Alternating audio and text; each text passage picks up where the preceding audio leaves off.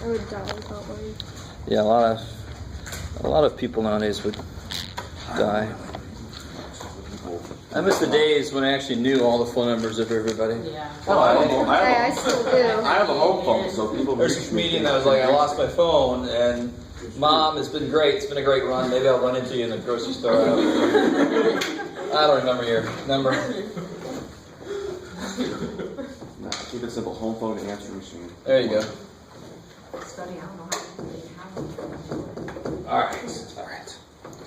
So, we're going to get into chapter 8. Chapter 8. And let me say this right now. I've decided, I had added this in. This is actually not something they put on the new curriculum. 8.4, I'm going to make 8.4 extra credit. Let me say this again. I'm going to make section 8.4 extra credit, which means you don't have to do it. And if you do it, and you get enough of them right, I'll give you some homework extra credit. How much extra credit? It's going to go into the fudge factor at the end of the semester. So if you do it, and you're really close to a B minus, C plus, I'll put you up to the B minus instead of the C plus, right? It all goes into that at the end. So section 8.4, extra credit. So we'll focus on 8.1 and 8.5. Okay. 8.1 should mostly be a review, but of course that all depends on what your background is. But it's all about functions, and I've already used function notation a couple of times. But let's start with what the hell a function is. A function. So we can have something like, we can have a relationship between two things. They don't even have to be numbers. So if I said, everybody write down the names of your uncles, right? Or how many uncles you've got. Some people can have 0, some people have 1, so forth. You guys kind of with me? So there's a relationship between the person that I'm talking to and the number of uncles they have, right? There's a relationship between those. Are you with me? It might not be this is you, there's a number. You, there's a number. You, there's a number. There's a relationship between the two. All right, that's amazing. So let's talk a little more mathematically. Mathematically, a relation is just any correspondence between numbers. Between sets of numbers.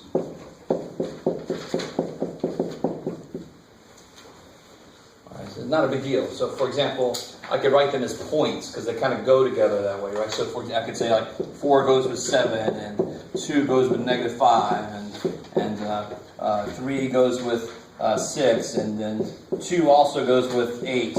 That's a relation. That's a relationship between numbers, right? So who up there is, any way I say that, it's not offensive. Which input has more than one output? So what part of this point is the input?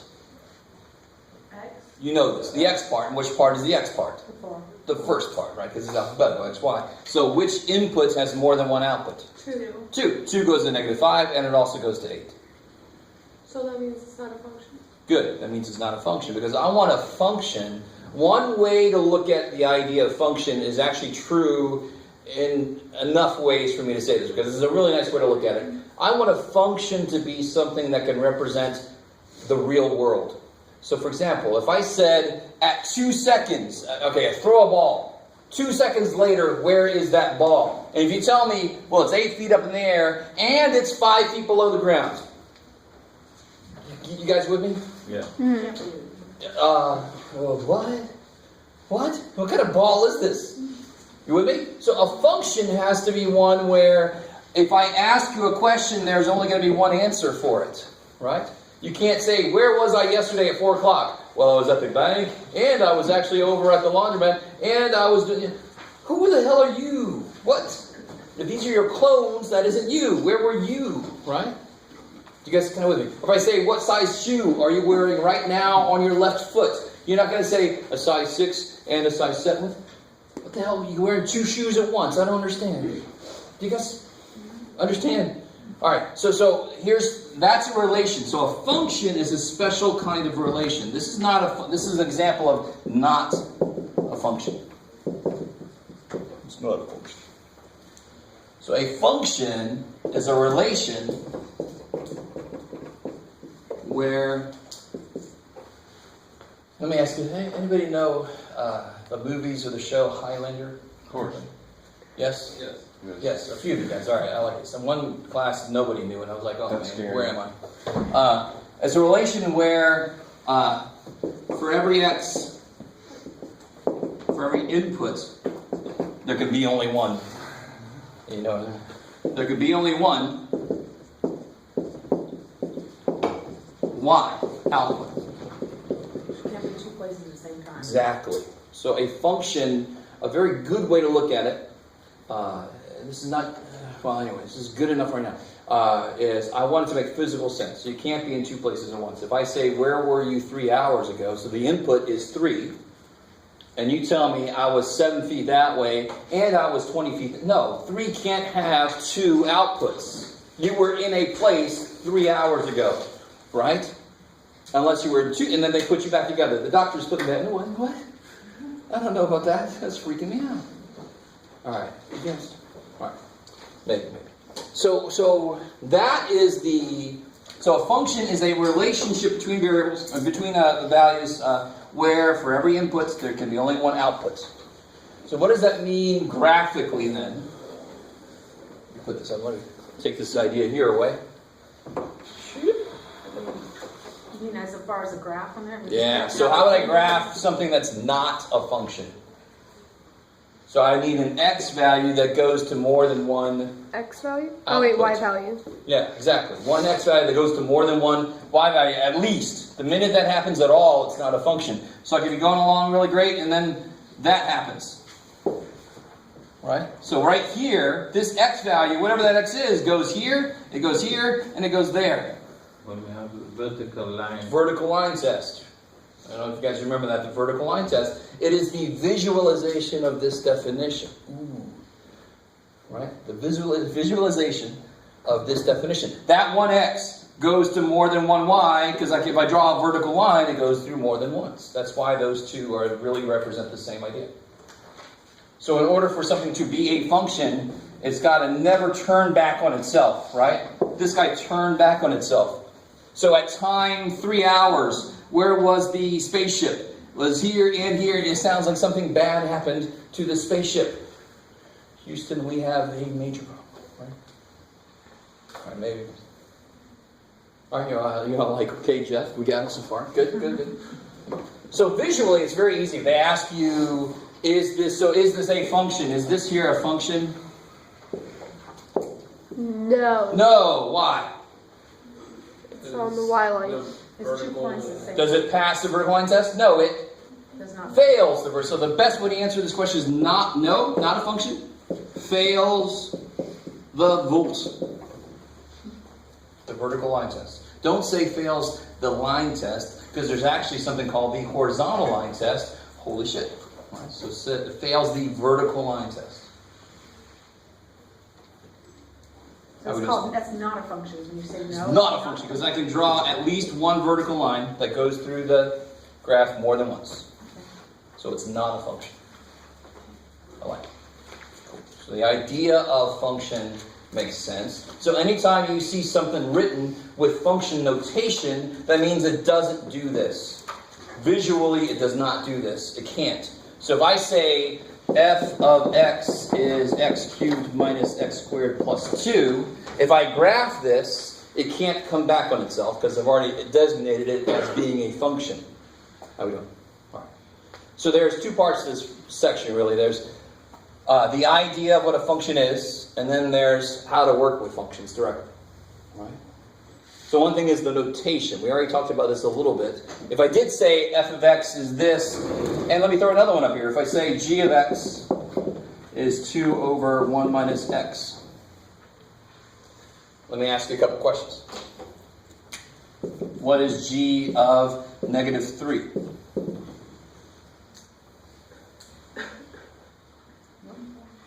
2 over 1 minus. Yeah. What is g of x? What is g of x? 2 over 1 minus x. So what is g of negative 3? 2 over 1 minus negative 3. It's just substitution. That's all it is. G of something is 2 over 1 minus something. So g of negative 3. And how do I know I'm not putting negative 3 here? Because I didn't say f of x. I said g. So I know which function to use. That's another kind of benefit to using function notation is I can have multiple functions and just use different letters. So I know which one I want to use. Yeah. When we're solving that, the g of x, we plug it in to the... Okay, so now, right? so g of negative 3 equals? 1 minus negative 2 over 1 minus negative 3. I just wanted to make sure. Kick ass? Yeah. You're right, I hadn't done it yet. You're like, do it, Johnson. 2 over 4, 1/2. I like it. Kick ass. So let that be simple. You did that way back when they said a squared minus b times c. Let a be 4 and b is negative 2. And then that's easy. That's like, yes. I can just plug shit in and do it. That's all function notation is. Plug things in and do it. So what's this? What's f of 2? On the same problem, top and bottom. F of 2. So which one am I talking about? Am I talking about this function or this one? top one, top one. I'm talking about this one because I said f. I was talking about this one because I said g. Let that be simple, right? And if I just call, what is this taking the place of? What used to be here? Y. So if I call these both y, and I say, what's y? When you're like, well, which one? Well, now I know exactly which one I'm talking about. I want the f function here and the g function there. So what is f of 2? 8. Oh. Well, let's see. So 2 cubed minus 2 squared plus 2. 8 minus 4 plus 2. 6. 8 minus 4 is 4 plus 2 is 6. You do it as it comes, right? How are we doing so far? Is that all right? Speak now. What's up? Jason, you all right? It's just a lot. So, back in the day, there was a problem, you had stuff like this. A, B minus C squared. And I said, evaluate given A is 2, B is negative 3, and C is 4, right? Remember those problems? Mm-hmm. And looking back, those problems should be like, yes, that's easy now. Right? Because what do? Plug it in.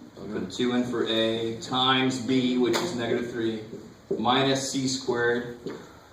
And then you do it. That's all this is. It just tells you when you look at this, you know which one to plug it into. That's all, right? Mm-hmm. It's easy. Right.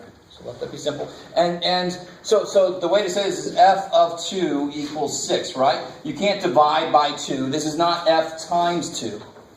That is f of 2. So this needs to stay there. The function, when you put a 2 into it, becomes 6. Right? The output of the function when 2 is the input is 6. That's what that says. What point, if I graph this line, what's a point that I know it's going to go through? Not this line, but this function. If I graph this function, because it's going to be all curvy, right? Because it's got cubes and stuff in it. What's one point that it will go through? 2. A point has 2 parts to it. Right? It's x, y. 2, 6. 2 to x, yeah. When x is 2, y is 6. So that's another good thing about function notation. I can see the whole point at the end.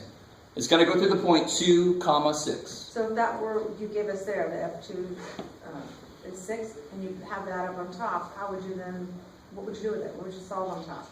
Or you not? See, you put the function... That's the answer to this. F of 2 is 6. That's what we just did. Okay. Yeah, the question was, what's this? And the answer was 6. So F of 2 is 6. So if we graphed it, it would be 2-6. That would be one point that it goes through. How can I get some more points? Plug some more inputs in. You make a little chart, like the table of values, right? The XY table of values. Yeah. Right? So it's all kind of coming together now.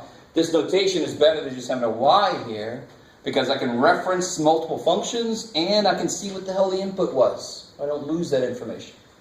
So don't divide this by 2. That doesn't make any sense. All right, maybe. All right, a couple more. Let's try some more. So what have I said?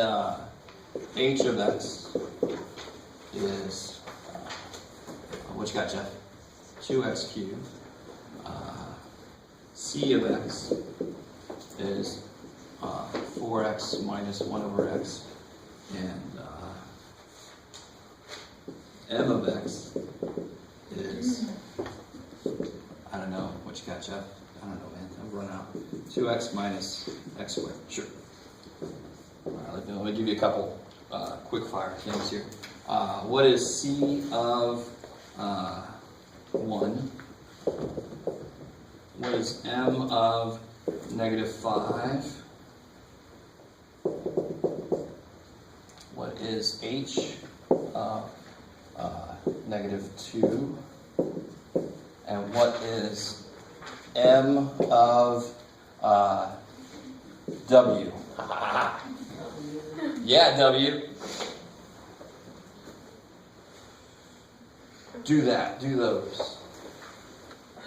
Or draw a picture and pretend like you're doing it so I don't come over there. Draw a picture, Jack. Not to get ahead, but if you were to have, g of -1 minus 8. Yeah, we're working our way towards that. Yes, that's just putting the two equations together. That's just putting the two outputs and subtracting. Okay. We're getting there. Okay. We've got to first be able to do this by itself, and then I can do multiple ones. Well, I was curious. It's coming. Very quickly.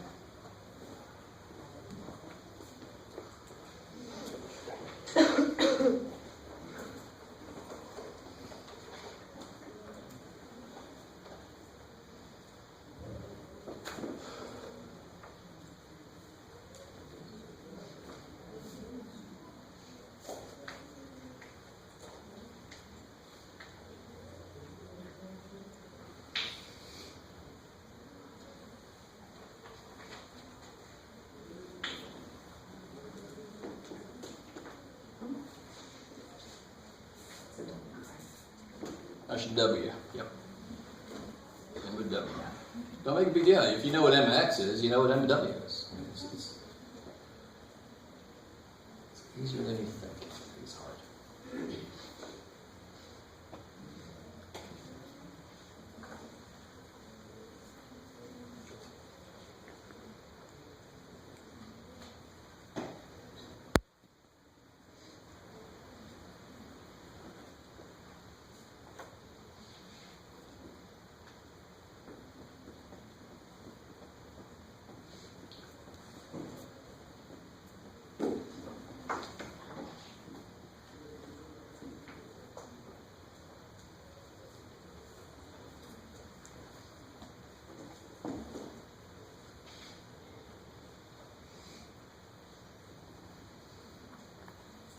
All right, let's take a look at these. C of 1.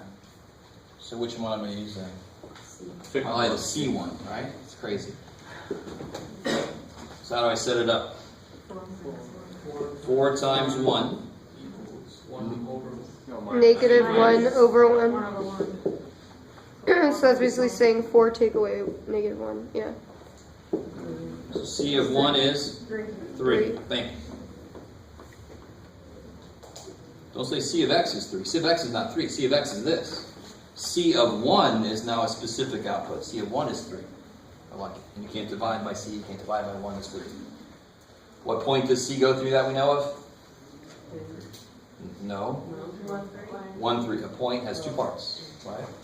So whenever I ask you for a point, make sure you give me both parts. M of -5. That's difficult.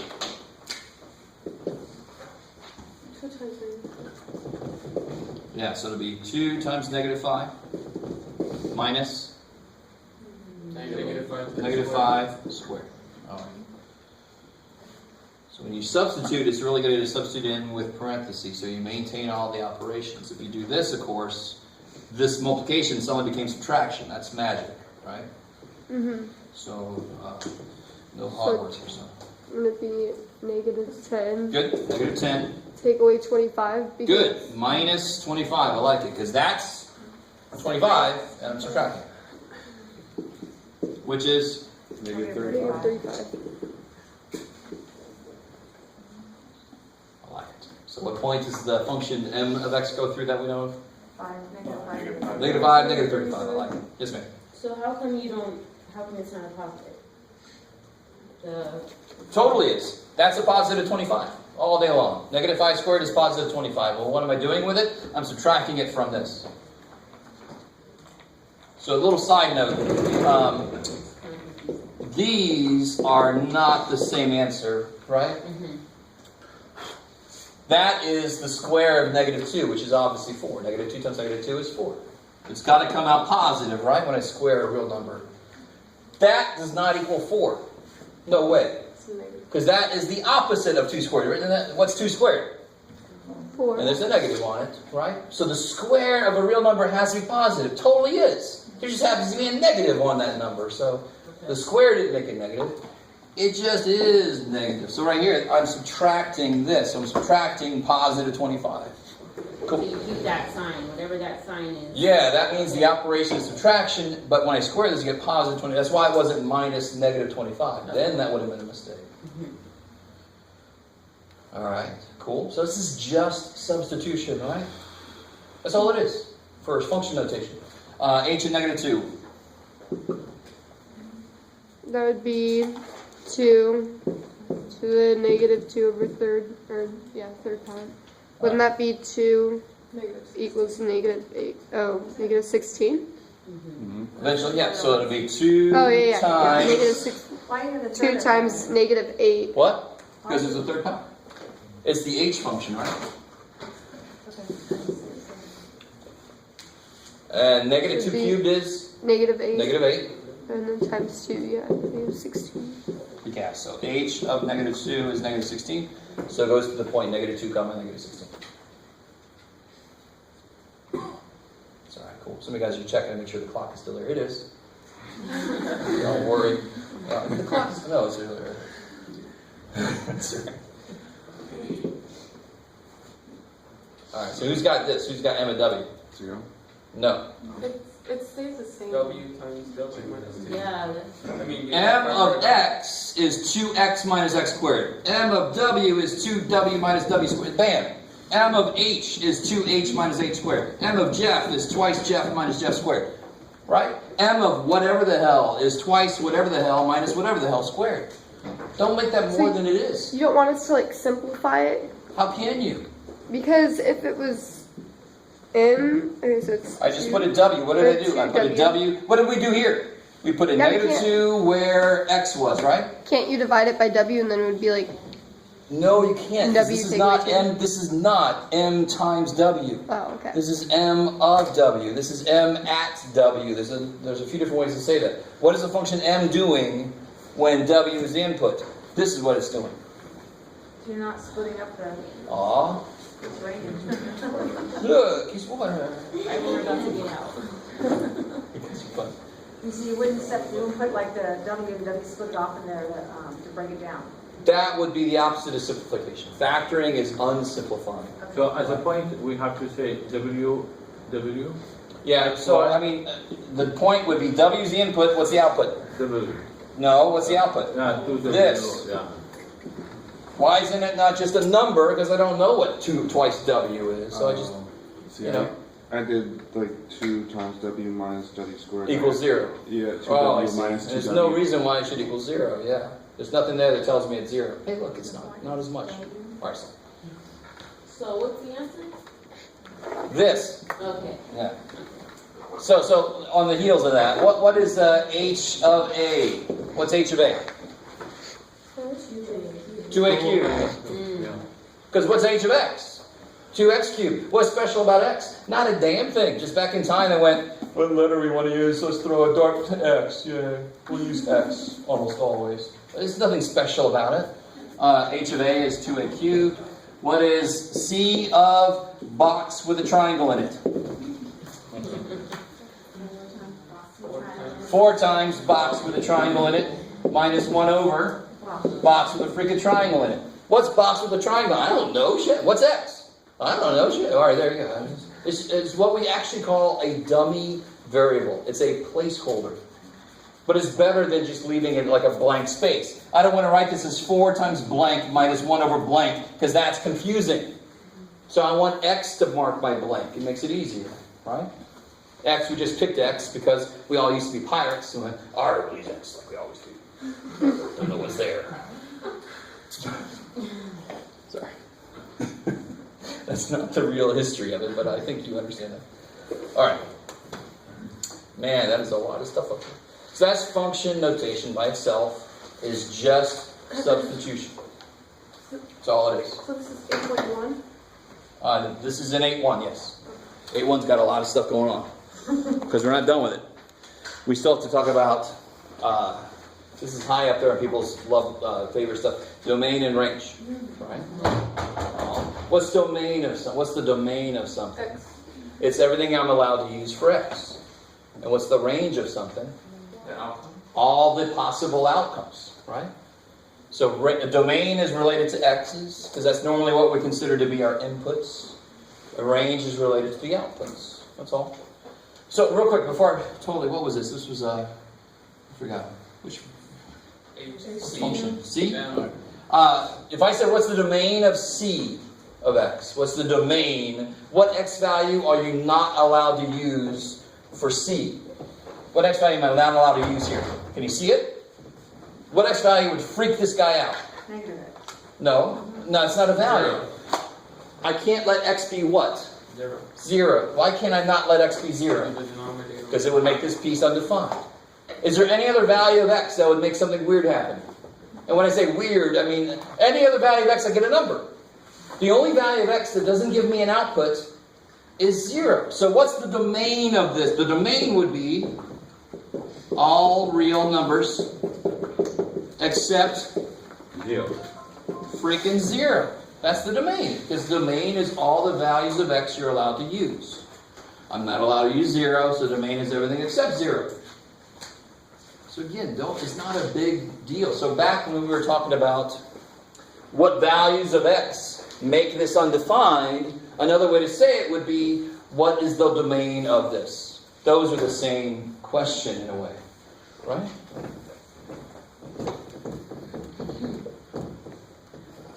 And you asked for, your question was, what's the domain of x? Yeah, so, no, what is the domain of C of x? Okay. I have to reference a function. A function has a domain. Okay. So what can I plug into the C function? And maybe C because it's the cost function. Right? If I make so many lemonades at my lemonade stand, what's the total cost of that? So I know how much I have to set my price to make a profit. Right? So I'm going to call it the cost function. I'm going to use the letter C for it. So it's another reason why function notation is nice. I can use letters that make physical sense. Yep. So in a word problem, it will be saying like what the cost of this equals to blah blah blah to the rest of it. Sure. Okay. It could. Yeah, I mean, Are then there that wouldn't be a word problem. like that?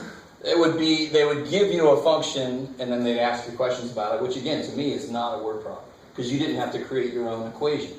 The ones we were doing earlier with the airplanes and shit, those are word problems, because where the equations come from, we made them. That's why they are hard, because we have to make our own equations, right? If they give you equations, that's not a word problem. It's just got a lot of words in it. Who cares? You just got to plug and chug stuff going on. Right? Okay. So let's look at, all right, let's look at this a few different ways. Let me see if you guys get this. Let me define a function in English. Let's say that there's some function that it just doubles the inputs. Is that cool? Let's just say in English, the function that doubles the inputs. So what could this function look like if I wrote it mathematically? You can do this. 2x. 2x. F of x equals 2x, or whatever your favorite letter is. L of x is 2x. All right. So let's say, let me see if you guys get this. If I say 1, 2, 3 here, what would 1 go to? If my input's 1, it'll go to 2. If my input's 2, 4. if my input's 3, 6. 6. I like it. And let's just say I stop there. Let's just say that's my entire function is right there. What's the domain of that function? X. What's the domain? X. 1, 2x. 1, 2. 2, 3. Why isn't it 4? Because I haven't used 4. I'm not allowed to use 4 because I haven't got it up here. These are my only allowed domain elements, right? So they will give you some problems, and actually in the book it looks like they have they just circle the domain and range, and they have these little arrows. So like 1 goes to 2, 2 goes to 4, 3 goes to 6. Is that a function? Yes. Because Right, they so don't do the domain is 1, 2, 3. What's the range? 2, 4, 6. 2, 4, 6. Why is it a function? Because they don't duplicate each They other. have no Yeah, because 1 only goes to 2. 2 only goes to 4. So forth. I like it. Let me stop there. Now, this is not the way they're going to give it to you. They're not going to say this, but I wanted to give us a little background as to where these numbers come from. Now, let me just give you what they're going to give you in the book. They're going to give you this. They're going to give you...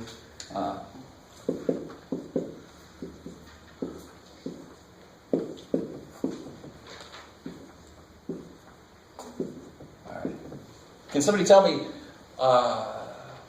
what is 7? What the input of 7 goes where? 2. So when I put 7 into this thing, I get 2 as an output, right? When I put 11 into it, I get 2. And when I put 4 into it, I get 8. So I don't know what this thing is. Is it a function? No. Aw. Cheers. What's the definition of function? For every input, there can only be one output. Does any input go to more than one thing? No. Yes. I'm there yet. Which one does? Which input has more than one output? 7, 11. Oh, 11 only goes to 2. Does it go to anything else? No. 7 only goes to 2. Does it go to anything else? No. 4 only goes to 8. Does it go to anything else? No. Right?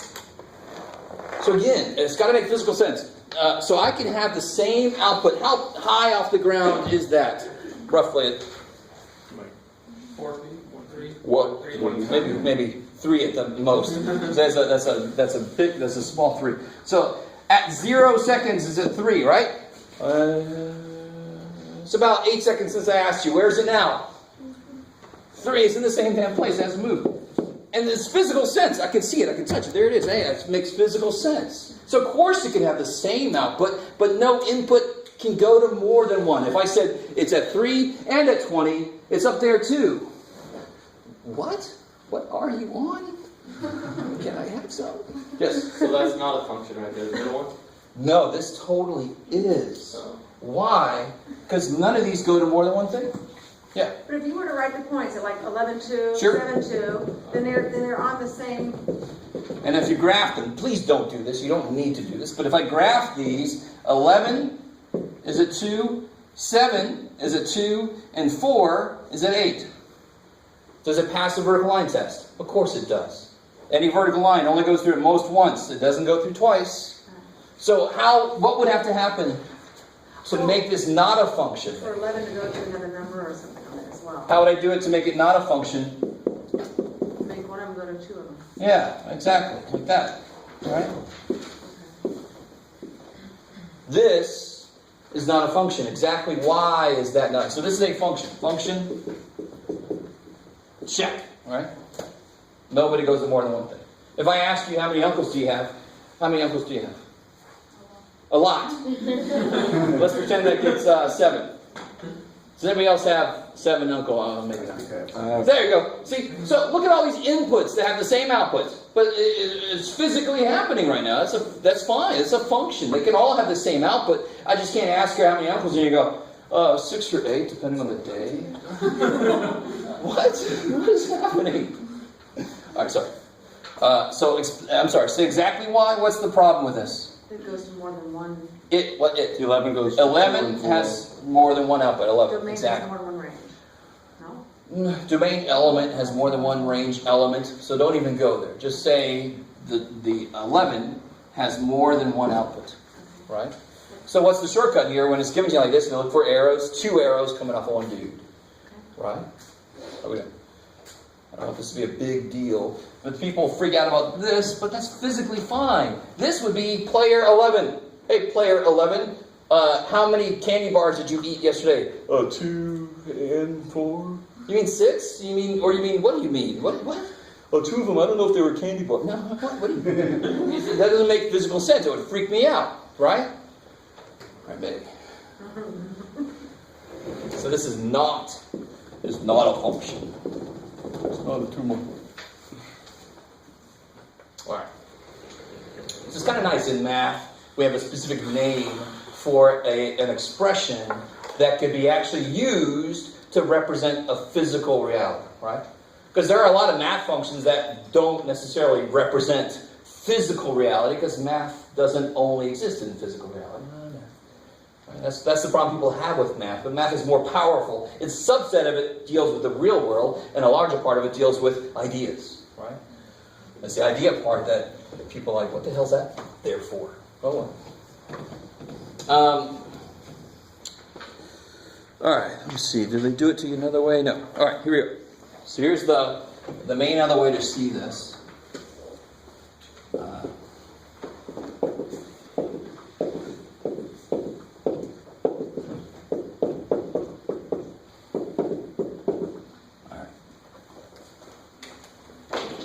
So let's say I have this here going on.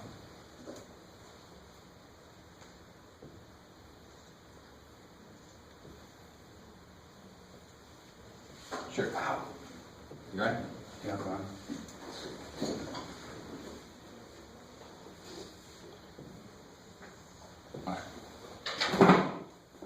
You are. First question is this a function? Yes. Why? Doesn't pass Yeah. Yes, passes. or no. Voot. I like it. So if you see this question on the test, that's exactly how you can answer it. It does pass the volt, unless it doesn't. So be careful. Right? Just making sure. Vertical lines has one passive means like you only. Yeah. Every vertical line you can draw goes through at most once. Oh, okay. Some vertical lines don't go through at all. That's fine. But there's none that go through more than once. Is the key, because that would mean it comes back on itself, and that would mean that at this time it was in 2 different places. And that's not possible. I like it. Yes, ma'am. How would you draw one that is not going to pass? Well, like I just said, it would have to come back on itself, so that when you draw the vertical line. So the most classic example is the sideways parabola, right? Or you can just do a circle. A circle does not pass a vertical line test either. Poor little thing. All right. I'm checking to see the clock's still there myself. See how much time I got. Function, yes, pass the vertical line test. Let me ask you this question. What is, this is going to freak several of you out. What is f of 2? And some of you are like, 2. On that, I'm pretending the graph. yeah, so let's say this is a graph of f of x. 0. 0. Some of you guys are like, you didn't tell me what f was, but I did better than that. When I give you a function, if I give you a function and I say graph this, let's make it weird. If I say graph this, what would you do? You would start to plug stuff in. You make a table of values, right? You plug something in, you get something out, you make a table of points, you plot the points, and then you connect them. Are you with me? Mm-hmm. Look at how much work somebody's already done for me. They've already put the answers up here. So for an input of 2, what must the output have been? We'll just see, where did they put the point for an input of 2? Where did they put it? 0. It's 0, so this must be 0. They've already done the work. Don't tell me the function. Just, you already told me the answers. So, what is f of -2? -2. -2. That's just coincidental that it came out because that's where the point is. What's f of 4? 3. I mean, you guys see that? Don't let that be hard. Realize that this means a lot of work has already been done. So this kind of question should be easy. I know they didn't tell me what f was. I don't want them to. They already told me the answer. Shit, that's even better. Yes, ma'am. So, if you give us the function and ask us to graph it, when we make our table of inputs and outputs, does it matter what we input? No. Okay. Yeah.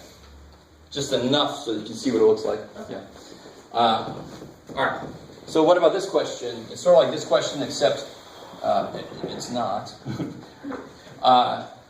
What x value makes f of x equal to, oh, I don't know, 3, sure. Wait, quick question. So the f of 2 equals 0. The 2 is the output then, No. not the input. No. But then look, you look at it on the graph, the x. What point does it go through? Oh, never mind. The point 2, 0, right? That's what, 2, 0. Yeah. So that's the same question. I just gave you the other part of the point. Where is there a point that's something comma 3? That's what that's really asking, right? What input gives me an output of 3? 4. The answer is x equals 4. How do you get that one? In a way, it looks like. Where's an output of 3? There's an output of 3. When does the function get there? At 4. So this question, I gave you the first part of the point. 2. And then you just had to give me the second part of the point. That question, I gave you the second part of the point. You just had to tell me what the first part. So I told you that this is 3. Well, what point does it go through that's comma 3? 4 comma 3. All right, so give me one value that makes f of x 0. There's several values for that one. No, at 1, the function is whatever that is. It must be 1. What inputs have an output of 0? We already know one of them from the first question. Yeah, 2 has an output of 0, doesn't it? Oh, -4. And -4 has an output of 0. And whatever the hell that is, and whatever the hell that is, right? Those other ones that are not So well. the second one, the second dot would be -2. Second dot, where? Sorry. Second dot. Second dot. Oh, here. Yeah. So negative f of -2 is -2. So if I said what makes f of x equal -2, the answer would be -2. That's what gets me down there, right? And we know this already. If I said, here's a graph of the profit of some company, and what year was the profit 80,000, you would look at this year, wouldn't you? You would say, this is the year when they got 80,000. That's all I'm saying. At what point does the function get up to 3? There, 4. That's when it gets up to 3. Because at 3, it's way down here. Right? At 0, it's way down here. So it's at 4, now it gets up to 3. That's what this is asking you. When does a function get to 3 at 4? That's when it goes to 3. When does the function get to 0? Several places. There. Those are all the places where the output is 0. Maybe not. All right. Let's see. Blah, blah, blah, blah. So they'll ask you all that kind of stuff. Oh, before you get too far away, what's the domain of this purple function? What's the domain? Don't make too much out of this. Which variable are we talking about? X is. What's the smallest x can be that has an output? -4. So I used to teach this like, you have a little dude walking on the x-axis. It's the first time he sees a function. -4. What's the last time he sees a function? No. 4. Why 4? Because 4. Does 4 have an output? Yes. So why don't I go up to 5? Does 5 have an output? No. So the domain is all the x values that have outputs. That's what domain means. They're all the x values that actually have outputs. So what x value does -5 have an output? No, it doesn't go anywhere. There's no function there. What's the first place that has an output? -4. That's the first place that has an output. The output of -4 is 0. That's why they put the point at -4 comma 0, because the output was 0. So it's 2, 0, 2. Wait, so domain would start at -4, and it goes up to 4. That's the last place that has an output, right? What's the range? Do the same thing except for the other x's, right? What's the lowest output? -2. -2. That's the lowest output I see, right? I have a little dude walking on the y-axis now, because what's the range deal with? Y's. -2, what's the last place I see that function? 3. So it'll be -2 up to 3. Are there any higher outputs? No. No. Are there any lower outputs? No. No. So that's where the outputs are contained. They're contained between -2 and 3. So it's not always going to be the whole graph like that. It just depends on the line. You see what I'm saying? See how the whole graph, it represents -4 all the way to 4. Yeah. And then wrote a -2 at the bottom, all the way up to 3. Yes. You know what I'm saying? No. Sorry. Forget it. I'm sorry. I understand it. Okay, good. All right. Okay. That's all it is. When I ask you what the domain is, it's what X's have outputs. And when I ask you what the range is, it's what are all those outputs? Where are they contained? So here's the weird thing. If you see a problem like this, notice how what notation did I use to answer the question? The bracket. What notation is that? Inclusive. Interval notation. Interval. Because how many answers are there really? How many X's have outputs? How many X's? 4. No. All of it included in between. Yeah, this X has an output, doesn't it? The one right next to it has an output, doesn't it? This X has this X you have an output, you have an output. Thanks for work. No, What did you say? so I have to use interval notation when I want to say everything, every single number between -4 and 4 has an output. That's why I use interval notation, because it includes, and that's why I kind of like the word inclusive. It's kind of nice. It includes everything in between. So what if I had a function that looked like this?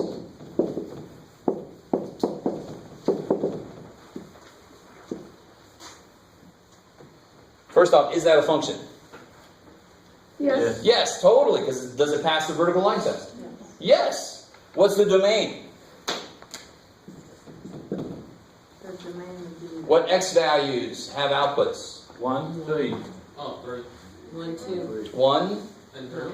and 2 and 3. Not from 1. Does this have an output? No, so I can't use interval notation. I'd say 1, 2, and 3. That's my domain. Those are the only values of X that actually have outputs. Because there's no line connecting them. This means that all of these have outputs. Because there's a line on that one. Because of the line. Exactly. What's in the middle? There's not connected. Okay. So then when you have the brackets on this, because you have the line, if you have Yeah. just the, Yeah. And plus, if this would have been an open circle, what would have changed? Who remembers? it was not included that number. Then I would have had a A bracket. parenthesis on these. Yeah. It's not included yet. All right. We'll do some more interval notation stuff for the next section. What's in the range? Range would be Just 1 and 2. -1. -1, -2. 1 and 2. 1, and 2. -1. Oh, that's horrible. 1 and 2. That's the range. I can't write this like this because this skips an infinite number of things.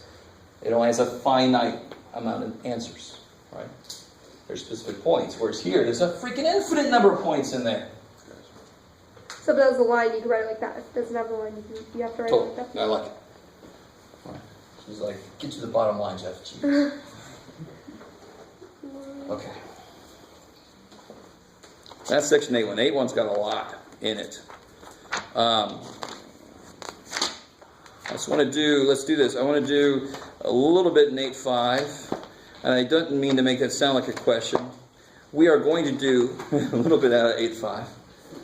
I don't want to make you feel like you have any say in that because you don't have.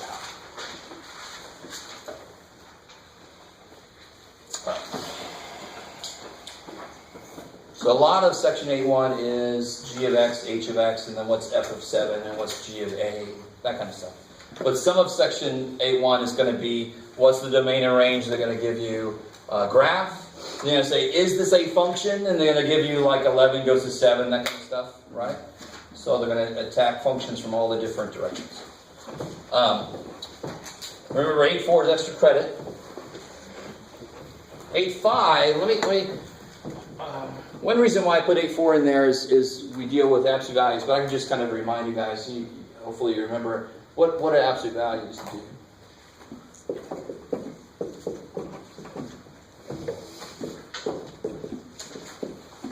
What absolute values look like? Good. I have a shirt. What's that? Absolute value. Yeah. All right. I came up with the idea, and then I searched it, and somebody already made a shirt out of it. I'm like, damn, I was going to cash in, so I had to buy the shirt. Absolute values are the lines, and what do they do to things? What's the absolute value of -7? Make that 1. 7. No. What's the absolute value of 5? -5. Oh man, Five. 5. I like it. We already have something that changes the sign of something. It's the negative sign. That changes things' signs, right? There would be no reason for the absolute value. So what idea is absolute value based on? How many points it takes to get to The distance. I love it. Distance can't be negative. What section is this again? It's 8.2? Section 8.5. Oh, 8.5, okay. Yeah, we skip a lot. So that's why absolute value is always positive. Because how far away from 0 is the point 5? How far away from 0 is 5? 5 steps. How far away is negative 7? 7 steps. Not negative 7. If you're negative 4 feet away from me, are you in me? Are you like the Quaid thing? Well, not the Quaid, but the little recall. Yeah, from Total Recall, yeah. Sorry. I'll stop. But here's where things get a little strange. How did you know this is positive 7? Because well, how do I say this? How did I know it was a 7? Because I knew what this was. How did I know that it changed the sign? Because I knew it was negative. How did I know this left it alone? Because I knew it was already positive. Right? You guys are like, yeah, what the hell's your, what? Don't make it hard. Because what if I put inside, what if I do this? Your immediate gut reaction is wrong. But what is it anyway? What's the absolute value of x? No. 1. No. What could x be? X could be 5. If x were 5, then the absolute value of x is x, because then the absolute value of 5 is 5. What if x is negative 5? If you say this, if x is negative 5, you're saying the absolute value of negative 5 equals negative 5. Is that true? No. Alright, so this is why... don't you do the plus or minus thing? No, definitely not, because then you're saying like the absolute value of 5 equals plus or minus 5, and that's not right either, right? It equals a definite thing. It equals one thing. It equals the positive thing. So, and what's weird is what I just said doesn't sound right when I put up what the answer is. The absolute value does two different things to something based on what sign it is. So if I don't know what the inside thing is, I have to do both things to it in case. Right? Let me see if you guys... So the absolute value of x is x if x is greater than or equal to 0. Right? When does the absolute value leave something alone? Why did it leave 5 alone? Because 5 is already positive, right? Why did it change negative 7's sign? Because negative 7 is negative, less than 0, right? Negative 7 is less than 0. Yes, ma'am. So what if it's less than? All right, here we go. Here's where people freak out, and I don't blame you. How do I change something's sign? If I say absolute value negative 7, what did I do to negative 7 to make it become positive 7? What do I do to it? Multiply by negative. So that's what the absolute value actually does. It multiplies it by a negative if it's currently negative, because then that would make it become positive. Right? Do you guys with me? That's one reason why it's weird to say this as a math person, but I hopefully kind of... I don't like that we created absolute value, because it's the most subversive little... It hides what it does. It sounds really easy until you start to throw variables in it, and then the whole thing goes to shit. Because this is what freaks people out. That's the answer. Oh, what? Let's try it. Okay, so what is the answer for that x? This. That whole Absolute thing? value of x equals one of these two things. Because what's the absolute value do? Does the absolute value always do the same thing? No. It leaves it alone, or it changes the sign. Right? Yes, exactly. Multiply by negative. How do you change something's sign?